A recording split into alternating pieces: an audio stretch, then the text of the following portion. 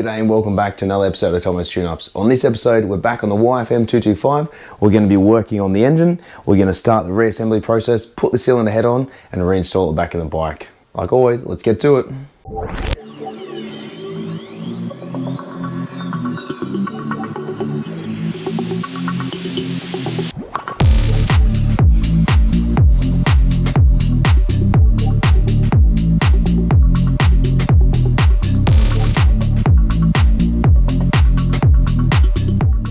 Now, in case you haven't seen, check it out on my channel, the little YouTube short that I did on the stator cover. So this little sucker right here, as you can see right down the bottom here, there is a little bit of dodginess happening. Piece of alloy had actually come off for whatever reason, and someone had decided to glue it on. They used a combination of glue and some filler of some sort. So we're going to continue on with the build just here. Now, as you can see, I've removed the flywheel. So the flywheel is this sucker right here. I did borrow one of the pulling tools from work. I was going to use some of these bolts, but they were far too short in order for me to be able to pull it off. So I had to go and get some longer bolts, and then it pulled straight off. So that wasn't a drama at all. Once you get it off, it's quite easy. There's your pulley for the crankshaft, and that's for your starter as well, which just sits directly just up in here. So that all comes off. I've replaced the chain guide on this side as well. It comes all the way down there. We are just going to put the cylinder head on. Now that everything's done, we can then start the reassembly process of the cylinder head. Do the timing, put the covers on. The last thing left to do will just be reassemble all of this, but we can probably do that when it's in the bike, so that shouldn't be a problem. Also, we need to replace the sump plug as well, because the old one had sheared off. I would say it's likely not being serviced regularly, only because of how difficult it was to remove the sump plug. I wasn't actually able to remove it, so if not, we can drill it out when we got it in there. So, also we need to make sure that we drill out the exhaust manifold stud, so we'll definitely be doing that before we put it back in. Alright, so first thing we need to do is grab our new chain guide. So that will just slide directly down in here. There is a little spot for it down the bottom. It's the same on both ends, so it doesn't matter which way it goes, left or right, up and down. They're not offset or anything, so that's no drama. Also, here is a rubber O-ring, so we need to make sure that we put a little bit of Vaseline on that before we reinstall the head gasket. Give the head a quick wipe down with a bit of brake cleaner, and then we can reinstall the head. Alright, so we grab our new head gaskets. Obviously that'll just go in one way. Sometimes you'll find on a head gasket it'll say up. This one doesn't, but what we're going to do is face this slightly dotted side facing upwards. The other side is quite flat. It's very similar at the bottom, but I would like it to go that way. Also, it has a little bit of a taper on the edge at the top, so we're just going to reinstall that. So slide the chain guides through there along with the chain, and that'll just sit directly on there. Now, it does have some dowel pins as well, so it'll help locate onto the cylinder head when we put it on. So we just want to be careful as well that we don't force it on there, but we just make sure it goes on there nice and easy. Alright, so head gasket's on. Now we could just grab the cylinder head, and we're going to give that a quick little buzz with a razor blade just to clean up any of the carbon that's built up on there. You don't really want to be using any power tools on this, like any whizzers or anything, only because it is a machined flat surface. So if you get it wrong and you sit there and you're whizzing it for ages, you can slightly put divots in it, which will then cause the cylinder head not to seal properly. Alright, so we just grab razor blade, cylinder head, and we're just going to run it around nice and easy. Alright, so that's nice and clean now. Just grab a rag, wipe it over. Now, like I've said before, a lot of stuff being a mechanic is doing it by feel, so just run your finger around the head, even on the block as well when you're replacing a head gasket, even rebuilding an engine, just to make sure that the two surfaces are flat and that they're even as well. Alright, so now that's all clean, everything's on, lubricated, adjusted, tested, that's all good. This is going to be a little bit fun to put on, but should be right. And because of this chain. So we just kind of do a bit of a MacGyver here. Bit of fan-doogling. Just realign it. So, it's nice and easy. making sure that the chain guides are in there, which they are.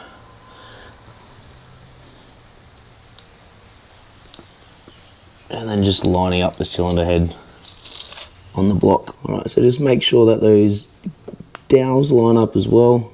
So what we'll probably do is leave all of this side cover off, maybe even this part open, and then we reinstall it in the engine. That way it'll give us an optimum chance that once everything's back in, we can start the reassembly process, but also the last couple of things that we can do with the ignition timing and putting the new cover on. So it's all stuff that you should be able to do in the bike. If not, well, then we're going to take it back out. Also, to do the timing, we need the timing cover to sit on there as well. So it has a little notch cut out with a flywheel, so we need to make sure that we time it correctly.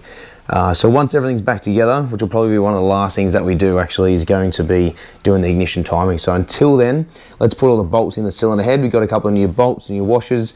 We'll put them in, we torque them up, and then we can start the reassembly process. All right, so we've got a new head bolts, we've got 4 new bolts and washers as well. So we'll take them all out and then start the reassembly process for the cylinder head.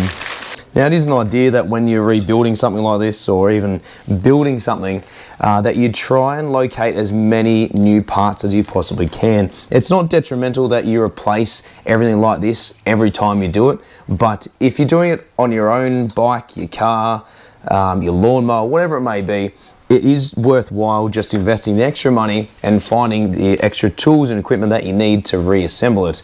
The reason why you want to try and replace head studs is just over time, they're obviously under quite a lot of pressure, being in the cylinder heads and through the block, and in this case the bore, I guess. So because they're under so much pressure all the time, generally when you torque them, so you apply the torque to it, sometimes you stretch them, which is called torquing to yield.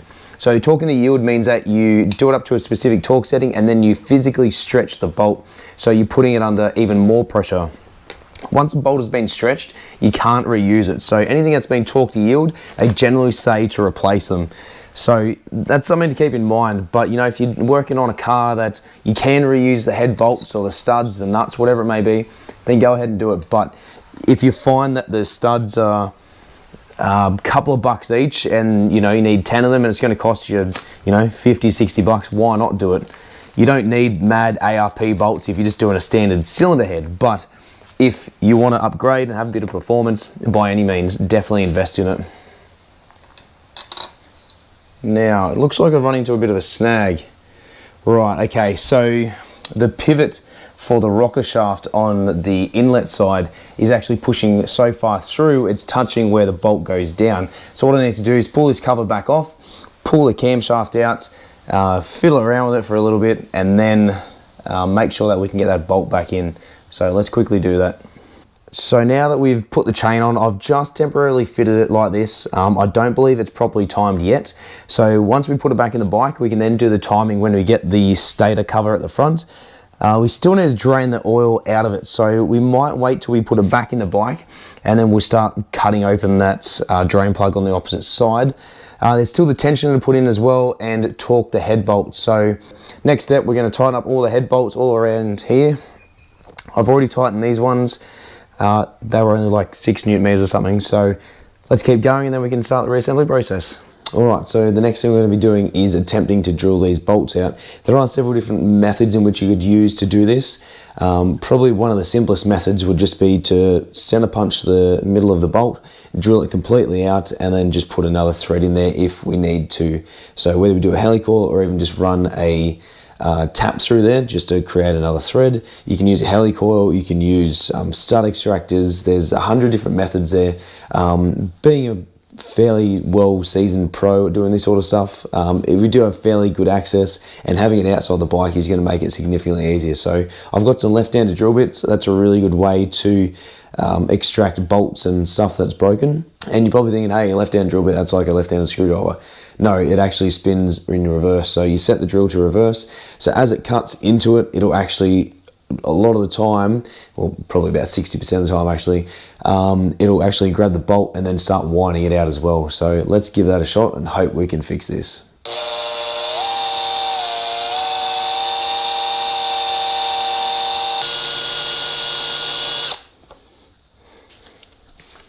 Now you're probably wondering, why am I not plugging this exhaust port with anything whilst I drill it? Now, simple reason is it is quite open. Yes, you're right, debris can get in there, but also the valves are closed at the moment. So once we're finished, we'll just get a magnet, run it around the inside there and remove all the extra metal that's inside there.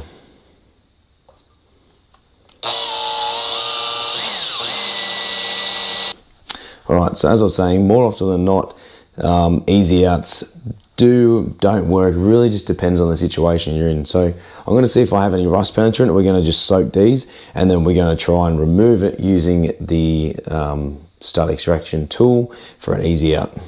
All right, so we're just going to use a little bit of rust off ice, and we're just going to give it a good soaking.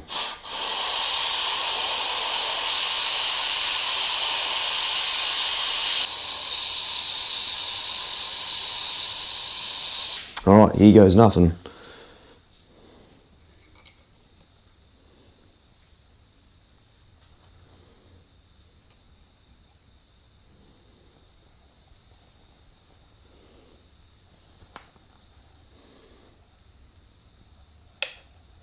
Alright, so I don't think I've drilled the holes deep enough, so we're just going to drill it a little bit more, then we'll have another attempt at it.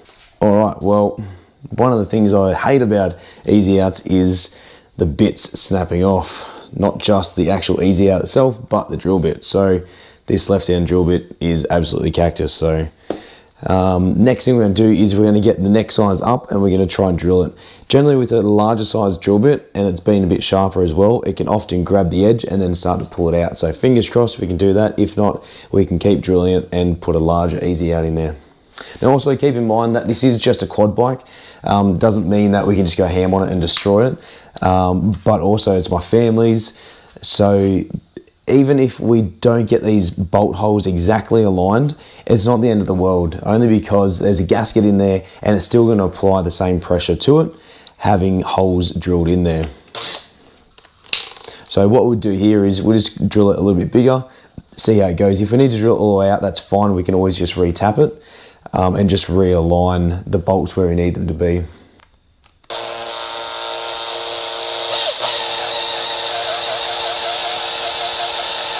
All right, so we've drilled it with a larger easy out. Now to see if we can just try and turn it using a punch. All right, so that's not going to work. What we're going to be best off doing is drilling the bolts out completely and then putting a tap through there just to recut the thread. It is only like an M6 bolt, so it's nothing of huge importance. If anything, it's still going to be able to hold the gasket in there as well, so it's still going to do its job. Also, we still need to tighten up these head bolts as well, so we'll get onto that shortly. All right, so I made a little bit of a meal on this, but it is what it is. I've just grabbed the exhaust and just lined it up. We should be able to still make it work with the holes. So what we need to do now is I need to get either a helicoil to suit probably an M6 bolt size, or even just a tap, and I'll drill a hole a little bit bigger, centralize them, and then that way we can just elongate the holes where the clamps go on either side to secure the exhaust manifolds. So until I get the tap and die for this, we're just going to jump straight on to tightening up the head bolts. They're only 22 Newton meters, so not a great deal. Looking into how to set this up to do the timing, we need to reassemble pretty much all of the covers all the way out. So what we'll do is when the new cover arrives, we'll install that on the bike, and then we'll do the timing as well. All right, so just nice and easy, and then double check your head bolts like you normally do.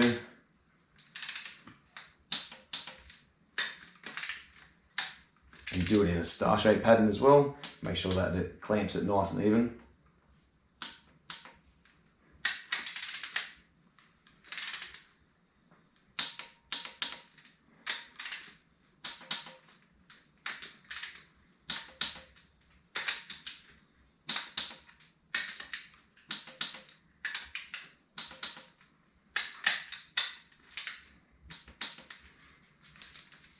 Alright, now we need to tighten these Allen keys here.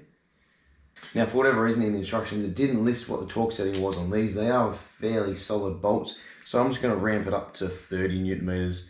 I doubt they're probably going to be any more than about 35 Newton meters, but we'll torque it up to 30 just so we know that they're a little bit firmer than the head bolts.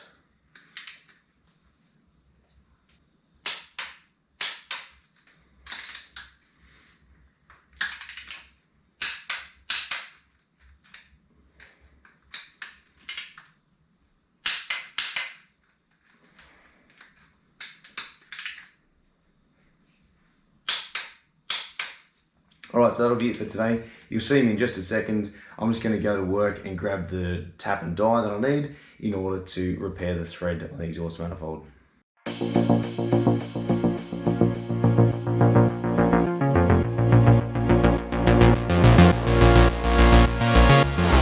What we're going to do is we're going to throw the spark plug in. We'll call it quits for this episode. Then next episode we can start the reinstallation process. Once the engine is back in the bike and we've got the rear swing arm attached, I'll mask everything up. I'll pretty much get it ready to the point where it's almost ready to start. We're going to take it outside. We'll probably kick it in the gonads if we can. If not, then we'll just degrease, pressure clean the entire thing. Speaking of pressure cleaning, I do have a new tool. It is this one here, so it is the Ryobi Easy Clean. It is a battery operated pressure washer. All you need is just an attachment for the hose and then that's it. You can either run it straight from a garden hose or even just a siphon hose into a bucket. If you've got some degreaser, you've got some detergent, you've got some car wash material. Cool thing is it's got 3 different attachments at the end. So there's a 15-degree spray nozzle, there's a rinse nozzle, which is just normal water pressure, and then it's got a turbo function. So it produces about 24.8 bar or 360 PSI. Look, it's about 4.5 litres a minute and an average of 3 litres a minute flow rate. So it is a really good thing. It doesn't have super tremendous amount of power. I won't be able to, rip the paint off your car, but it'll be good for something small like this where I can get all the dirt and grime off in the small areas. So let's install the spark plug and then we can call it quits. Next episode, we'll continue on. So I've heard mixed reviews about putting stuff on the end of the spark plug in regards to a little bit of copper paste or grease. One of my mates actually suggested using a little bit of Vaseline. That way it'll help go in. Once it heats up, it'll then melt and it'll be fine. So let's just go in dry and just make sure. Oh my goodness, that is way too big. Way too big. I don't think that is the right one. That is a huge spark plug for this engine. Let's see if we can find the old one. All right, take 2. So the original spark plug, as you can see, it is quite fried.